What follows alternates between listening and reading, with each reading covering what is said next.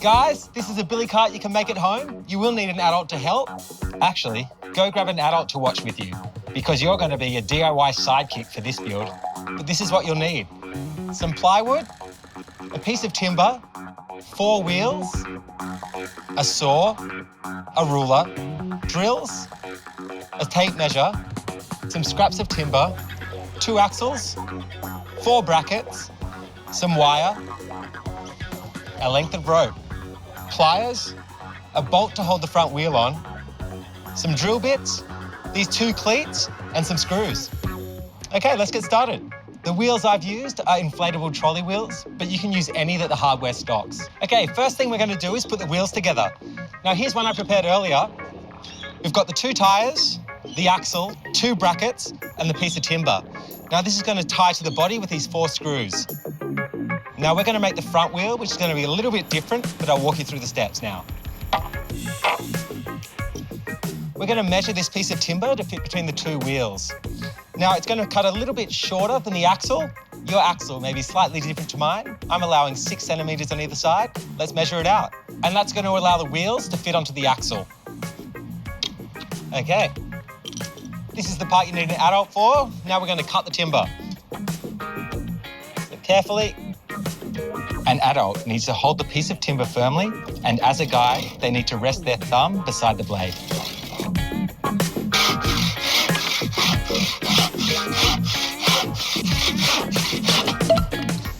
Using the drill and 4 screws, we're going to attach the 2 brackets to the front edge of the timber. And I'm going to drill a couple of pilot holes, and that's going to stop the timber splitting. A pilot hole is just a little hole that makes room for the screw. And repeat on the other side. And now I'm going to slide the axle through.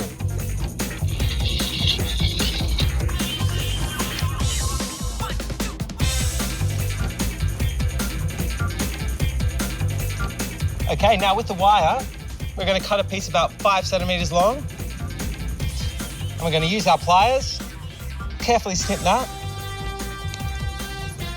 And we're going to bend the end around the nose of the pliers, creating a little loop. And then we're going to thread it through the hole at the end of the axle and bend it around, and that's going to keep our wheel from falling off. We're going to find the center of this front piece of timber, lay the body on top, drill a hole through, and that's going to be our pivot point where we can steer the cart from. So half of 480 is 240. Use the square on the saw to get a straight line. Now our piece of timber is 70 millimeters wide, so half of that, 35. Now I found the center, we can drill the hole.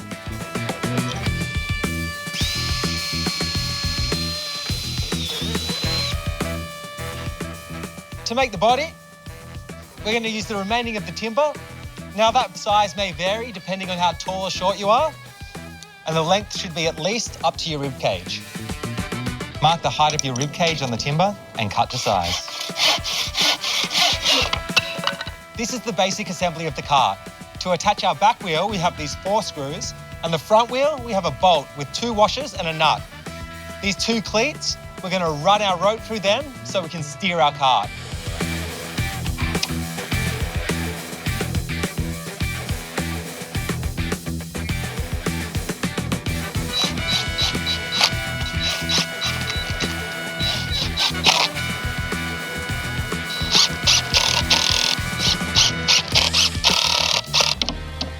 For the seat, you can recycle an old chair, but I'm going to make mine out of a bit of plywood, cut a triangle shape, a few fins, and screw it to the body.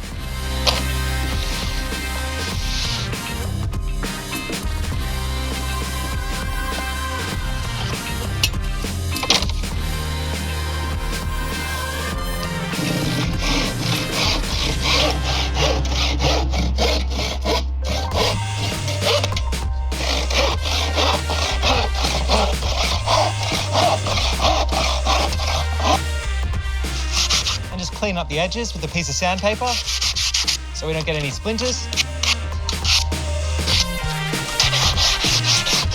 I've got this house shape, which is going to be my seat, and the 2 offcuts, they're going to be my fins. And I'm going to attach them with these scraps of timber and that's going to allow me to get a couple of screws in. The fins don't do anything, but they look cool.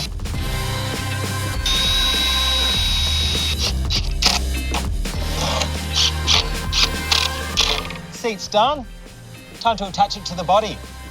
Grab a couple of screws, find the center, and the cart's nearly done. Make sure you hang around for the best bit. Coming up, I put my billy cart to the test with spectacular results. I'm a bit nervous for my next experiment because I'm on the hunt for my perfect match. It's not that I'm picky or anything, but they've got to be a cracker and, well, a bit of a softie on the inside. Okay, time for my perfect match test number 1. The first test is a truth test because I want to make sure I've got the best egg possible. Each contestant has different qualities and I want to make sure that they're not hiding anything. Take a glass and fill it with water so it's twice the height of your egg. Today, I've got 2 contestants vying for the title of perfect match, so I'm going to need another glass. Gently place the egg in the glass of water. Okay, so contestant number 1, tell me a little bit about yourself. Okay. Oh, what's that you like? You like a science setup? Okay, ladies and gentlemen, contestant number 1 has taken the plunge. So what does this truth test mean? A floater. That means it's a bad egg and rotten to the core. That's an immediate elimination for you. Okay, contestant number 2, reveal yourself to me. Ooh, there you are, my perfect match. You're leaning to one side and sunk all the way to the bottom. That means you're a really good fresh egg. So it's not really a truth test. It's actually science. The white and yolk of an egg is more dense, so it's heavier than water and will push the water out of the way and sink to the bottom of the glass. But when an egg starts to get old, the white and yolk of an egg will break down or decompose and turn into gases. So in the case of contestant number 1, most of the egg has turned into gas and escaped through the tiny holes in the eggshell. This means that it's less dense and lighter than water, so it floats. If you've ever cracked open a rotten egg, you would have noticed a gaggy smell. That gas is hydrogen sulfide, and it has a distinct eggy perfume. It's in the bid for you, contestant number 1. Now, I don't like rotten eggs, but did you know that this is a delicacy that originated in rural China hundreds of years ago? It has a few names: a century egg, a 100-year-old egg, or a black egg. It actually is a really, really old preserved egg that takes several months for it to look like this. As you can see, the white of the egg has turned a dark brown and is jelly-like, and the yolk is green and mushy. In Asia, many people love these, and it's a common snack, so I thought today I might try some.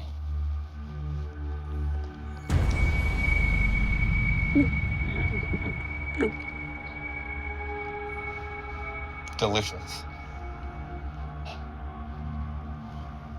You are definitely not my perfect match. Now you, on the other hand, my dear, you're perfect.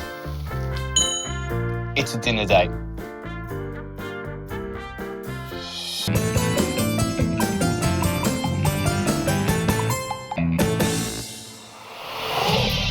Remember when I found my perfect match?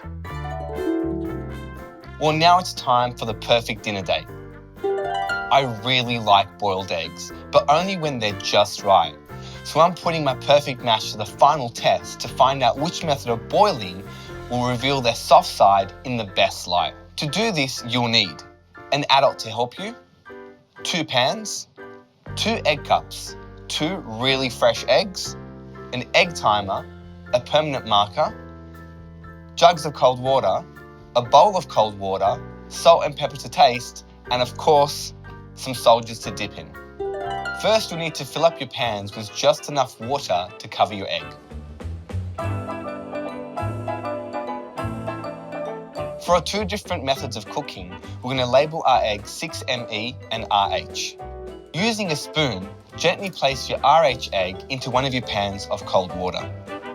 Take your 2 pans to the stove and put them on high heat and allow them to boil. When they come to the boil, take your RH off the heat and put a lid on it and set that to one side. With your 6 ME egg, gently place your egg in the pan of boiling water and turn down the heat so it's a gentle boil. Set your egg timer for 6 minutes. Now place your eggs in a bowl of cold water for 10 seconds and then place them in your egg cups. Okay, softies, time for our dinner date. Yummo!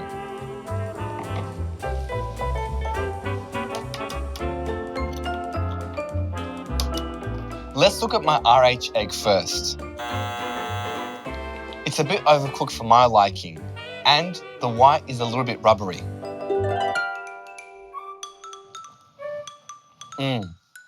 That's delicious. You must be wondering why I called my eggs RH and 6ME. Well, that's a good question. RH stands for residual heat. When we turned the stove off and put the lid on, the egg carried on cooking. This is because there was heat trapped inside the pan. 6ME stands for 6-minute egg. For both methods, we're trying to find the right amount of time for the heat to travel through the pan, through the water, into the eggshell to heat the white and the yolk, but just enough so it doesn't cook our yolk too much. My 6-minute egg was exposed to a more gentle heat, so it wasn't rubbery and the egg white and the yolk cooked perfectly. So just remember, when you find your perfect match, make sure you treat them right for your perfect dinner date. Isn't that right, soldiers? The perfect dinner date. Previously, I told you 114,000 passengers pass through Sydney Airport each day. But how much is that per year? Well, if we have 114,000 times 365, which is how many days are in the year, you get...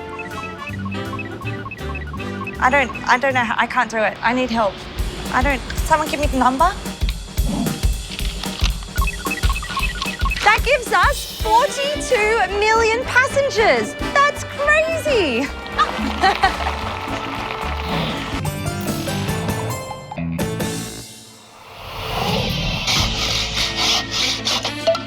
Previously on Get Clever, I showed you how to make a billy cart. And now we're going to finish it off. Okay, now we're going to thread the rope through, not at the end. This final step is optional. I'm going to paint my cart red, red being the fastest colour, and this thing is built for speed. When the world needs a pro billy cart driver, there's only one name that comes to mind. A man with a need for speed. The ability to navigate any terrain, unharmed. A rock star in the billy cart world, and his name is... Sebastian! Sebastian! Sebastian! Sebastian. Hey guys, how do I get down from here?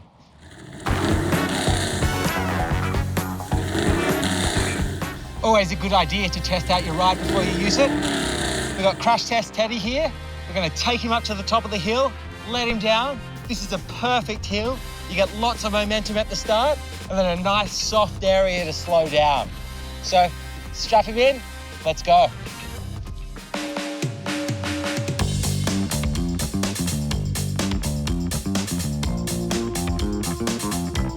All right, 3, 2, 1.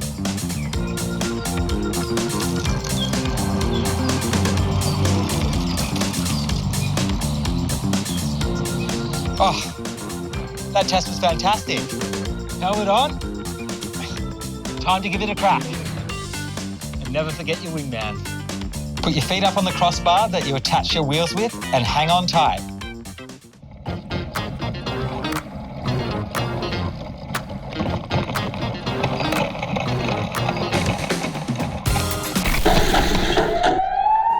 Okay. That was a bit of dramatic license. No billy cart drivers or teddies were injured in the making or testing of this billy cart. Hope you have a more successful ride than me. It's crazy to think that when the first plane took off in Sydney Airport over 100 years ago, none of this was even here. It was full of grass paddocks, full of cows, grass, and a lot of cow.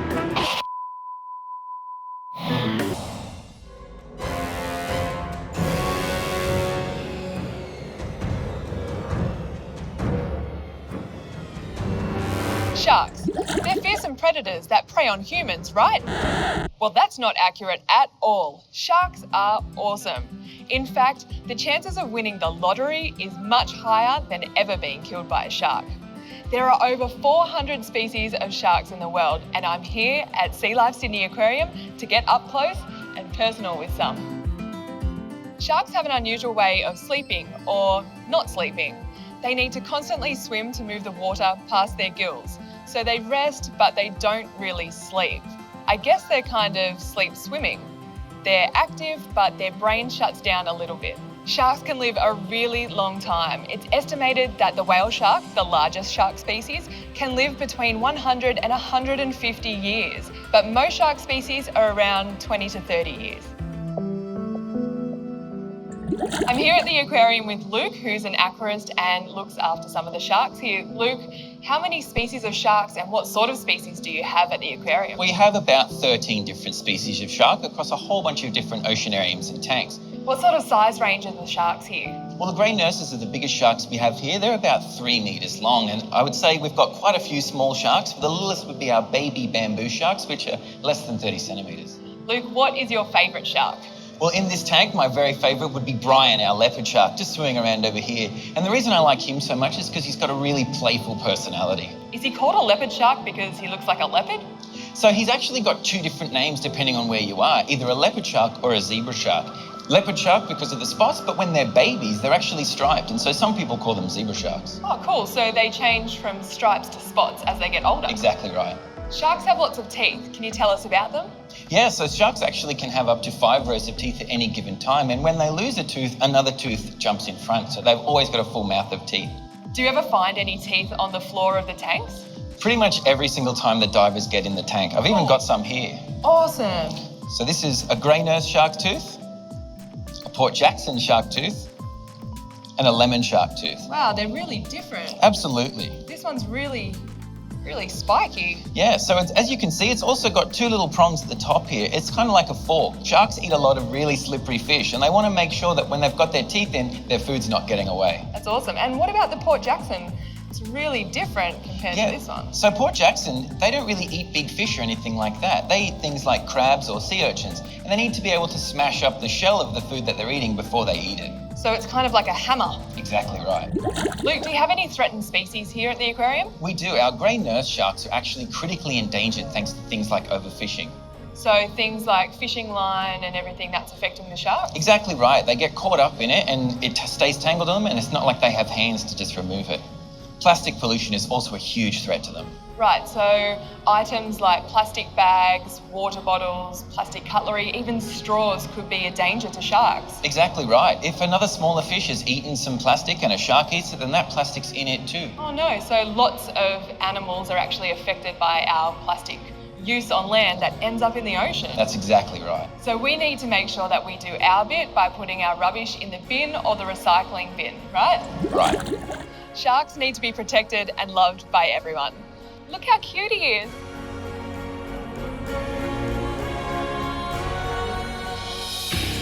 Answer this. Do sharks lay eggs? You have 5 seconds. 5, 4, 3, 2, 1. Did you answer yes? Then you're correct. About 40% of sharks lay eggs. And the eggs are laid in special soft cases. Some have these amazing alien-like corkscrew shapes. This is so the mother can wedge the case in between rocks underwater, so the egg doesn't float away.